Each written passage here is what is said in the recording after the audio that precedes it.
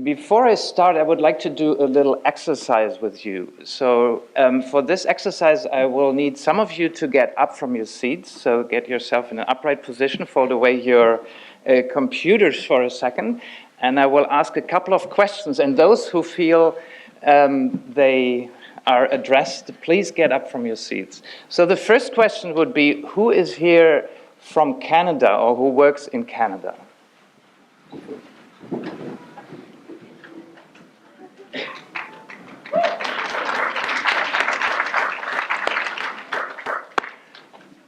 Sit down, please. Who is here from the Americas? So the rest of the continent without Canada. Very nice.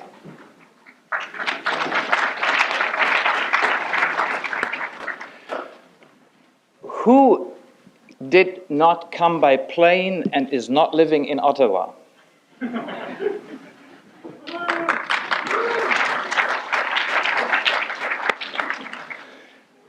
Who is a newcomer to transitions? Like this is the first conference you're attending. Very nice. Who is at a PhD level or master's level, like early career?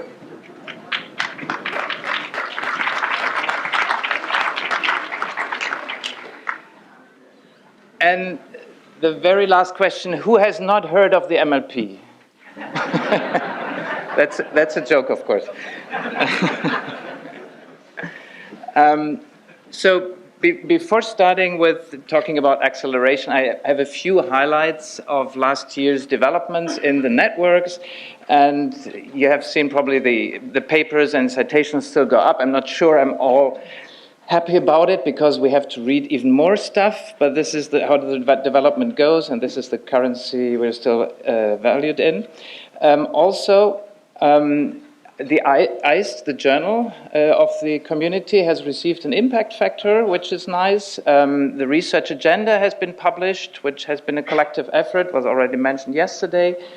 Then also the policy impact is increasing. A couple of scholars from the networks have been working intensely with the European Environmental Agency, and there is an upcoming report on the policy impact of transition studies.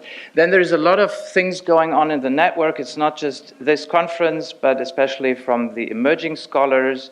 There were two conferences and one conference and a winter school this year. Of course, the IST, our main event, happening every year. And behind this, there is this broad network of scholars, of which you're now part of. And this is a great development, and I'm very happy to see that. And apart from the network, there's also a few things going out, like in actual world transitions. And there's just a few things I wanted to highlight. So just in this picture, you see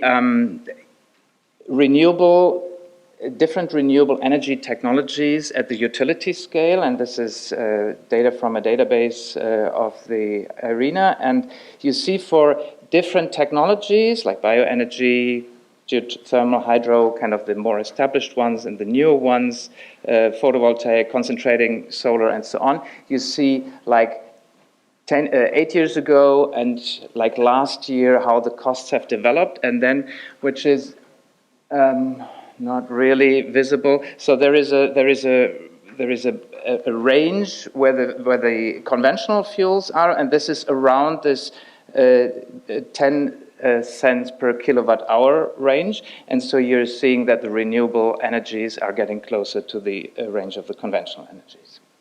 Another highlight from the US, talking about not just new technologies, but also from the UK, talking about decline.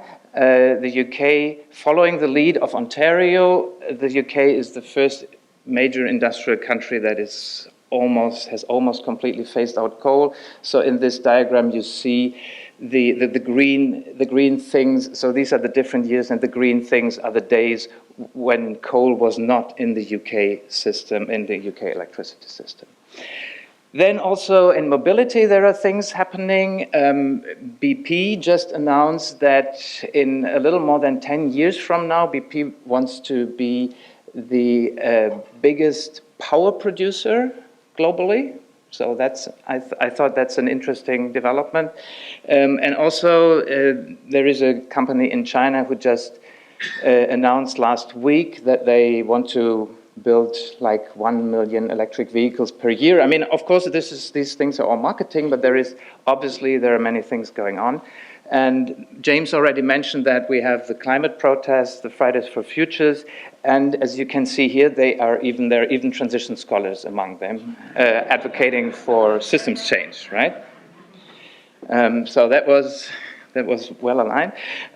So now talking about acceleration. So acceleration, first we have to specify what do we mean by acceleration. And obviously, first what comes into at least my mind is that acceleration is about pace. So for example, the rapid diffusion of alternatives like renewables or electric vehicles.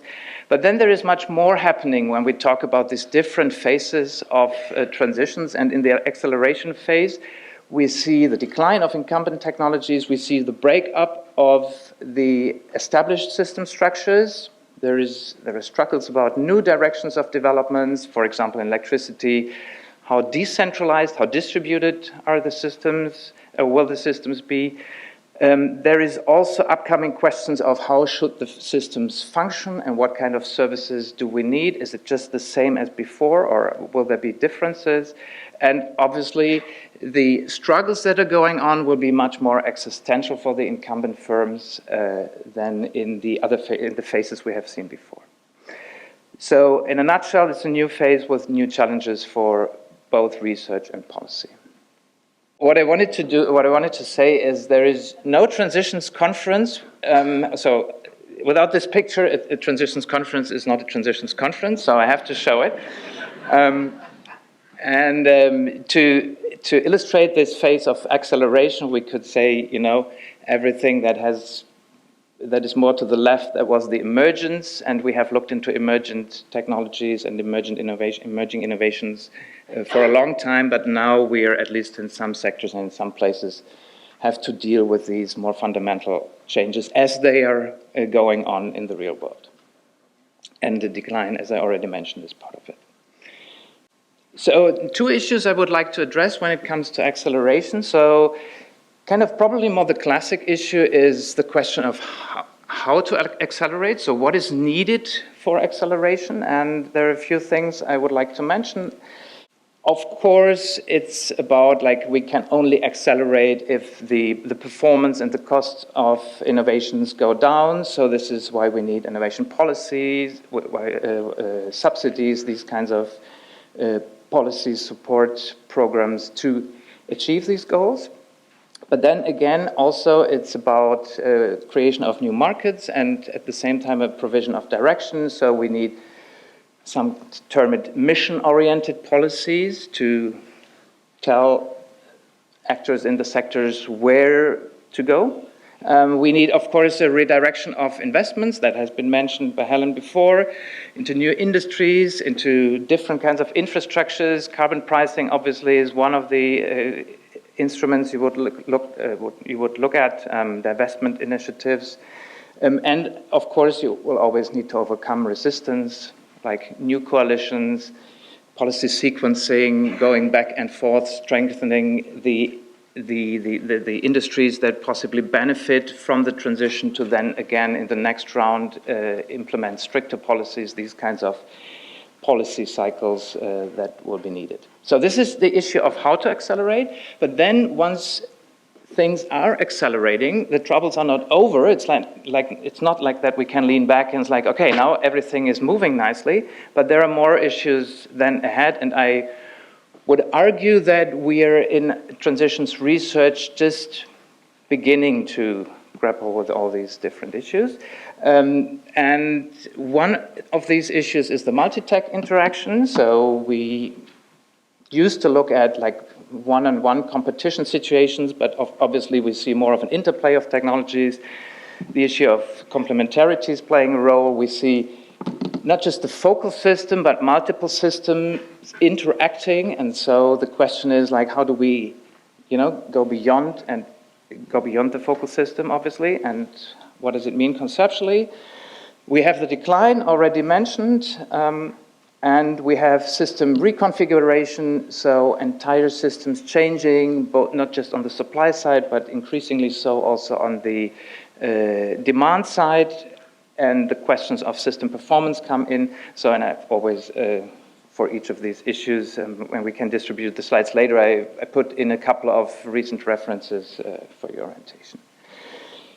Okay, so these were the acceleration challenges, and but then I like also to open up a bit more, and in the following I will discuss a few what I call next generation transition challenges, whatever the label is. These are primarily topics, the topics I picked, they are not all new, so some of them have been out there before and have been mentioned by scholars, but I picked a few topics that in my view are not very prominent in the current STRN research agenda, and I would also argue that some of these topics are worth taking a closer look at. They partly overlap, so whether it's these six or whatever structure you apply, that doesn't matter. And I will illustrate many of these challenges by referring back to transport in the electric car. So, acceleration and diversity, that's obviously an issue. Scholars have argued before that looking into diversity is an important issue, especially if we have competing technologies and competing configurations. In electric mobilities, so a few years back we had the hype on hydrogen cars and fuel cell vehicles. That is gone now. Currently we have the hype on electric vehicles. Obviously the two are competing.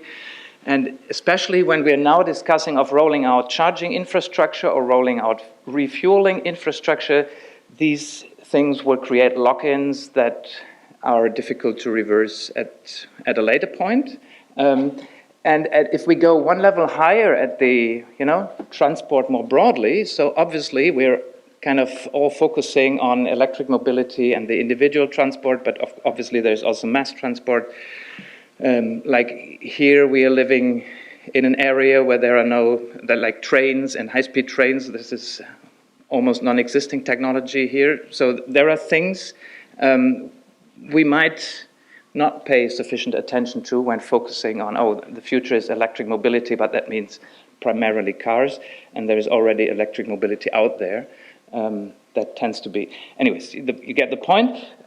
As we accelerate, obviously, in this phase of acceleration, then there is standardization, there are the economies of scale, and there is a tendency that the winner takes it all. This obviously works against diversity.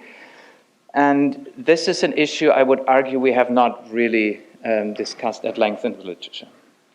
And also there are recent publications on what does it mean for pathways, and also the politics behind pathways, the feasibility of pathways, what does it mean, who is supporting which kind of pathway, and how are they competing. That was the first issue. The second is a kind of a classic.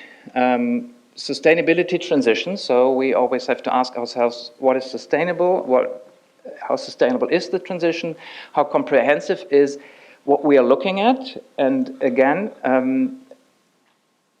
so there are three challenges, and one of the challenges is, and that goes for renewables as well as for electric vehicles. So everything that starts as an innovation and looks nice at the beginning will create problems once we scale it up into the millions and billions of products. And just the example for the car batteries, obviously there is resource extraction, there is e-waste, and that goes not just for the batteries, that goes for PV power plants as well. Also wind turbines need these rare earth metals, these kinds of things. So these are issues we do not, as transition, these are well known, but we are not necessarily pretty strong at also addressing these, I would argue. Then also we tend to focus on one sustainability issue, and of course climate change seems now the most pressing issue, but there are the other issues. Also, or like when we go back to the car, we say, okay, this is the emissions of the car. but as I made the point before, this is not necessarily then a sustainable transport system. And then also nothing new, but I would also argue still under-addressed in our research, the trade-offs between the different sustainability targets.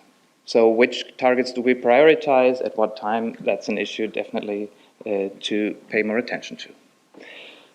Third topic, how radical is the transition?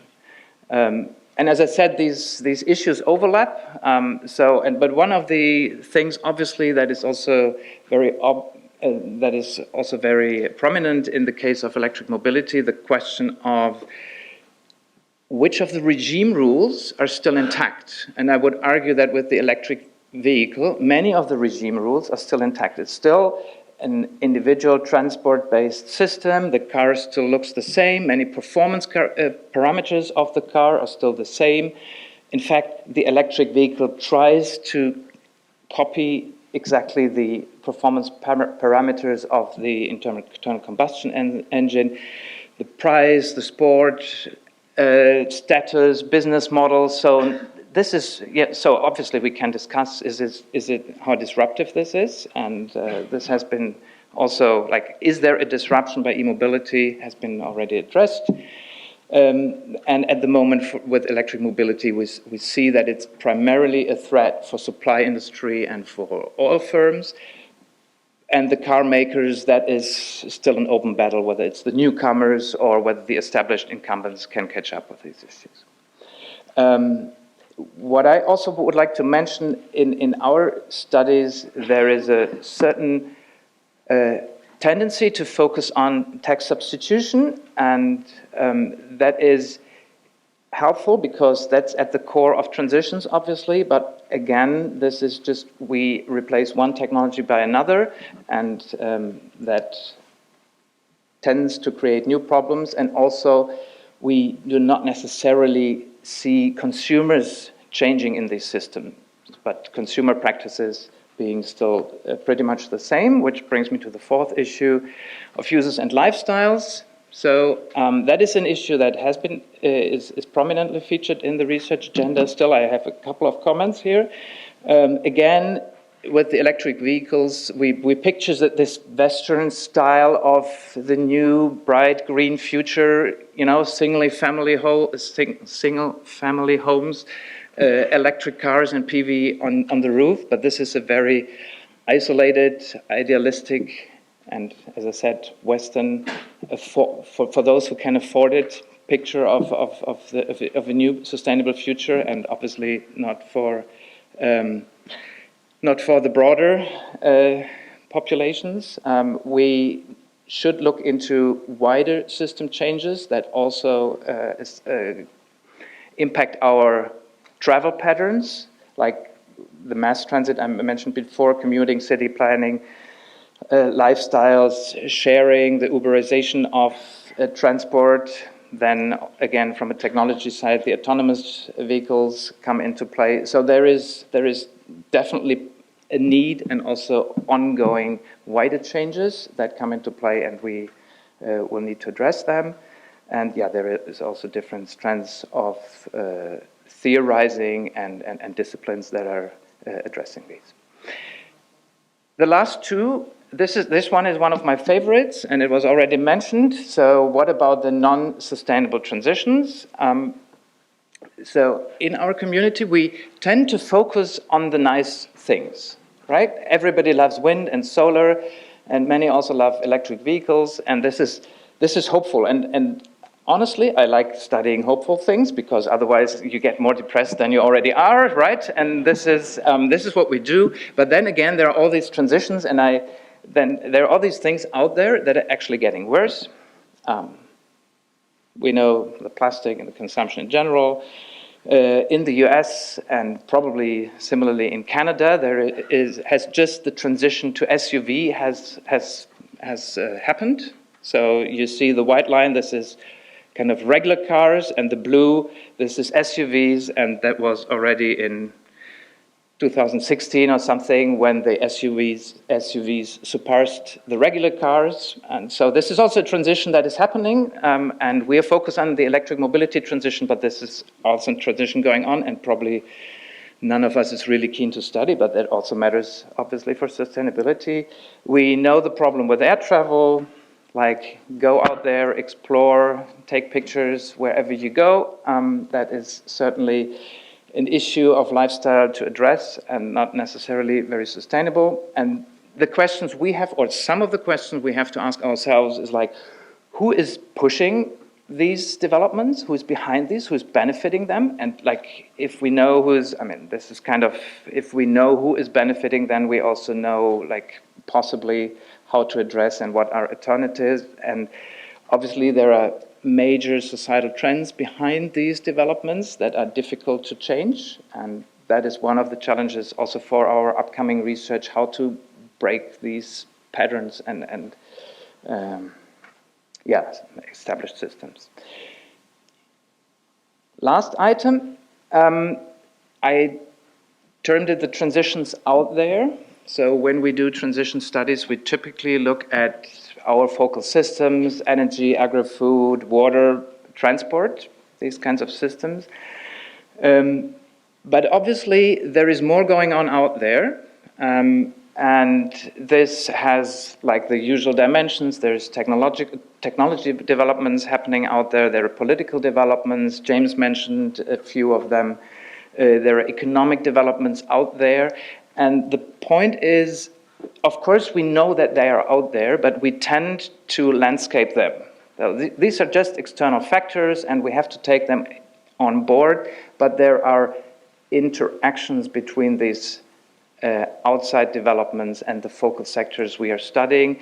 And just one of the things that is, for example, puzzling me is that if we see our current political systems changing, and I would argue changing in a way that they become less resilient. So how will we be able to cope with the future challenges with even weaker institutional political structures that have usually helped us to deal with crises? And that's certainly one of, I mean, these are big picture issues, and I'm not saying, you know, sustainability transitions is the only discipline, or that is, I mean, other disciplines have addressed or are addressing these issues, but this is something I would argue we have to deal more intensely with to get a more holistic picture of what is out there. That's what last line is there are already approaches underway where people are studying these relationships. To conclude, we have been working mostly in a first generation of transition studies where we looked at emerging innovations, the resistance of established structures, and how to overcome this. We are currently in a second phase, both of some transitions and also of the ongoing research, where we look at acceleration, and this is also this year's conference theme. But there are also more challenges ahead, and I'm inviting you, and I'm also looking forward to addressing some of these issues.